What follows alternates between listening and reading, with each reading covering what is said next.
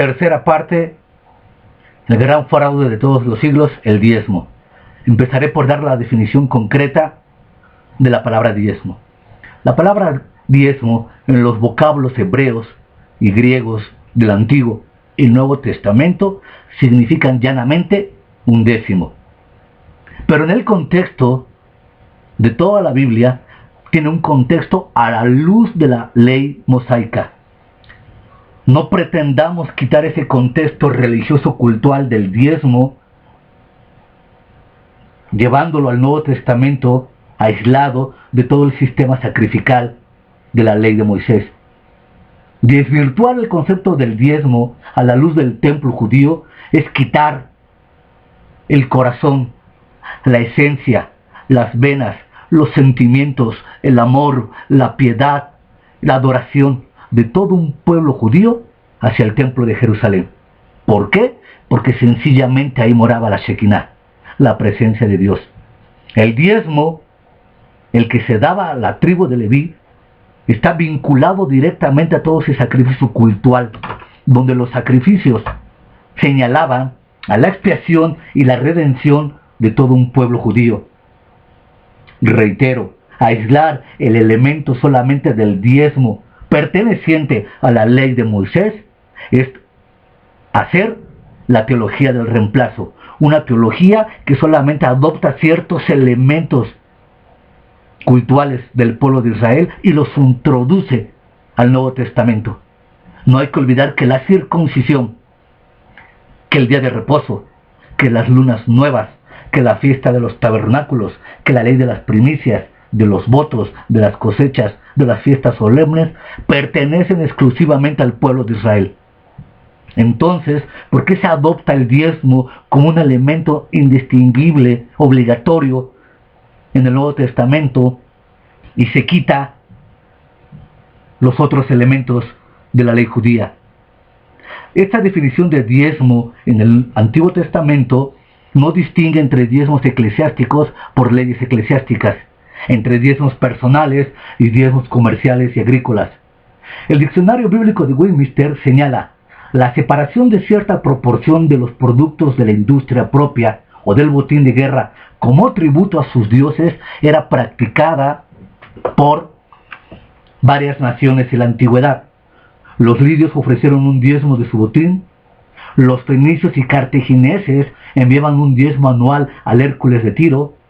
Estos diezmos podían ser regulares, ocasionales, voluntarios o prescritos por la ley. En Génesis capítulo 14 encontramos la primera referencia al diezmo. Abraham estaba obligado a entregar un diezmo del botín de guerra, en obediencia a la costumbre árabe sobre la guerra. Importante señalarlo. Aunque un diezmo de un 10% adicional del botín de guerra no estaba incorporado en la ley mosaica, sí se menciona 1% adicional en Números 35, versículo 25 al 47. Una segunda definición de diezmo es muy común entre iglesias modernas y liberales que consideraban el diezmo a las ofrendas voluntarias por igual. Pero vuelvo a reiterar el hecho. Los vocablos que puntualizan diezmo, ofrenda, votos, primicias, promesas, pactos, obediencia, desobediencia, no son sinónimos en los vocablos de las lenguas vernáculas de la palabra. No son sinónimos. Y la luz de dichos vocablos arroja suficiente erudición para poder discernir doctrinas y teorías al momento de pretender explicarlas. El diezmo se refiere al 10% del ingreso bruto y se espera que todas las clases económicas ricas y pobres por igual lo aporten. Esa es una tercera definición liberal de las iglesias modernas. Esta posición insiste en que el diezmo es un estándar bíblico inmutable a un principio moral eterno que refleja el carácter de Dios precedido a la ley y por lo tanto no fue abolido por ella. La iglesia tiene la obligación de enseñar el diezmo porque es un mandamiento divino. Esta común definición conservadora es rechazada y refutada por un servidor. No apruebo las artimañas que se dan para pretender justificar un diezmo a la luz del Nuevo Testamento. La cuarta definición de diezmo es la precisa y estrecha definición bíblica que se hace en la ley de Moisés en el Antiguo Testamento. El diezmo bíblico era una ordenanza de la ley mosaica para uso y beneficio exclusivamente de la nación de Israel, bajo el Antiguo Pacto. La totalidad del diezmo se entregaba a la tribu de Leví, primero, a cambio de no tener herencia de territorio, y segundo, a causa del servicio rendido a sus hermanos. Siendo la casa de Leví de Aarón, eran los únicos que servían como sacerdotes. A su vez, un décimo del primer diezmo era entregado por los levitas a los sacerdotes que ministraban en el altar, lo que comúnmente se llamaba el diezmo de diezmos. Aunque el diezmo podía ser intercambiado por su valor numérico, el diezmo nunca consistía en dinero. El diezmo nunca consistía en dinero. Un segundo y un tercer diezmo se entregaba también para proveer alimentos para ocasiones festivas y para la subsistencia de las viudas, los que no tenían padre, los huérfanos y los extranjeros de Israel. Un sorprendente hecho bíblico es que los pobres no entregaban diezmos, sino recibían del diezmo. Reitero, un sorprendente hecho bíblico es que los pobres no entregaban diezmos, sino recibían del mismo. Por tanto, a manera de adelantar un poco el argumento, establezco: Jesús no diezmó, ni pecó dejando de diezmar, porque está demostrado conclusivamente que Jesús sí era pobre y no poseía tierra ni animales de pastoreo para su sostenimiento. De los pobres solo se esperaba que dieran ofrendas voluntarias lo mejor que podían. Además, por extraño que parezca, el diezmo solo era para una sociedad sostenida casi enteramente por medio de cosechas agrícolas y rebaños de animales. La sociedad bíblica incluía las siguientes ocupaciones: panaderos, fabricantes de velas, carpinteros, fabricantes de ropa, peones de granjas, pastores de rebaños, empleados domésticos, artífices de joyas, albañiles, artífices de metales, músicos, pintores, fabricantes de perfumes, médicos, escultores, soldados, curtidores, maestros y fabricantes de tiendas. Pero ninguna de estas profesiones estaba incluida, ni ningún ingreso de estas profesiones estaba incluido en una lista de los sujetos para entregar diezmos. ¿Por qué no? Estas fuentes de ingreso proporcionaban gran parte del dinero para los impuestos por cabeza, impuestos del templo, tributos a conquistadores extranjeros y, por supuesto, ofrendas voluntarias. Es inconcebible pensar que Dios simplemente se olvidó de incluir estas fuentes de ingreso en las muchas listas de los que debían entregar diezmos. También tenemos que recordar que la ley mosaica de los primogénitos sacaba a todos, excepto al primogénito de una familia de 4 hijos, fuera de la tierra o en la segunda o tercera generación, porque el primogénito recibía una doble porción de la herencia de la tierra, según Deuteronomio capítulo 21, versículo 17, los que poseían parcelas de tierra demasiado pequeñas para sostener a una familia, tenían que vender su parcela al pariente que tuviera una herencia mayor. Los textos que limitan el diezmo son los siguientes. Levítico capítulo 27, versículo 30 al 32 dice: y el diezmo de la tierra, así de la simiente de la tierra como del fruto de los árboles de Jehová es cosa dedicada a Jehová. Y todo diezmo de vacas o de ovejas, de todo lo que pasa bajo la vara, el diezmo será consagrado a Jehová. Números 18-27. La contribución que ustedes me presentan les será contada como si fuera trigo de la era o mosto del lugar. Números 18-28. Así que reservarán para mí como su contribución el diezmo de todos los diezmos que recibían de los israelitas y se lo entregaban al sacerdote de Aarón.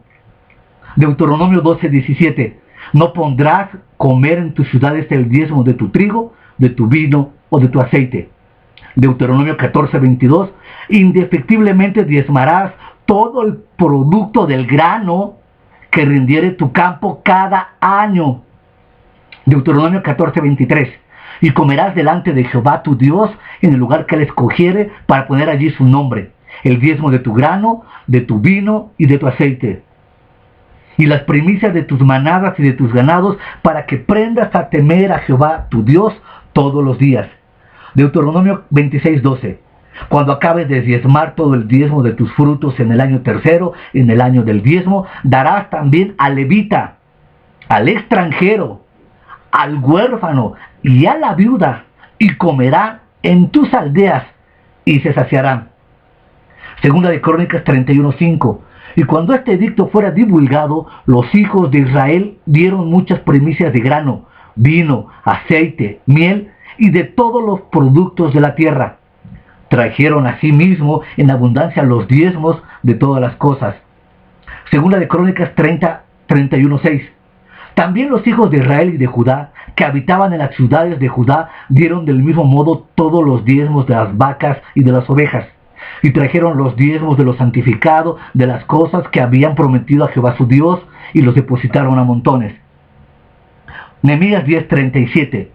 Que traeríamos también las primicias de nuestras masas y nuestras ofrendas, y del fruto de todo árbol, y del vino y del aceite, para los sacerdotes a las cámaras de la casa de nuestro Dios, y el diezmo de nuestra tierra para los levitas, no para los pastores, y que los levitas recibieran las décimas de nuestras labores en todas las ciudades. Nehemías 13:5. Y le había hecho una gran cámara en la cual guardaban antes las ofrendas, el incienso, los utensilios, el diezmo del grano, del vino y del aceite, que estaba mandado dar a los levitas, a los cantores, a los porteros y a la ofrenda de los sacerdotes. Malaquías 3:10. Traed todos los diezmos al alfolí y hay alimento en mi casa. Mateo 23:23. Hay de vosotros, escribas y fariseos hipócritas, porque diezmáis la menta, el eneldo y el comino.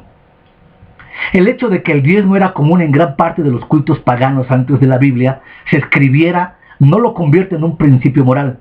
La idolatría, el culto a los cuerpos astrológicos, el sacrificio de niños, la prostitución del templo, la brujería y la nigromancia son igualmente muy antiguos, muy comunes y muy defendidos. En las culturas paganas, la práctica de dar se encuentra en las leyes naturales, pero no así un porcentaje exacto del 10%. Solo los israelitas que se ganaban la vida con la agricultura y el pastoreo de rebaños dentro de los límites de Israel estaban obligados a diezmar bajo la ley mosaica. Su ingreso procedía de las manos de Dios. La primicia era una pequeña cantidad de la primera cosecha y el primogénito era el primer descendiente de los animales. La primicia era lo bastante pequeña como para que cupiera en una cesta de mano. Deuteronomio 26 del 1 al 4 y Levítico capítulo 23 del 27 al 17. Las ofrendas de las primicias de los primogénitos iban directamente al templo y se requería que fueran consumidos totalmente solo dentro del templo por los sacerdotes que ministraban. Nehemías capítulo 10, versículo 35 al 37 y Éxodo capítulo 23, versículo 19, Éxodo capítulo 34, versículo 26 y Deuteronomio capítulo 18, versículo 4.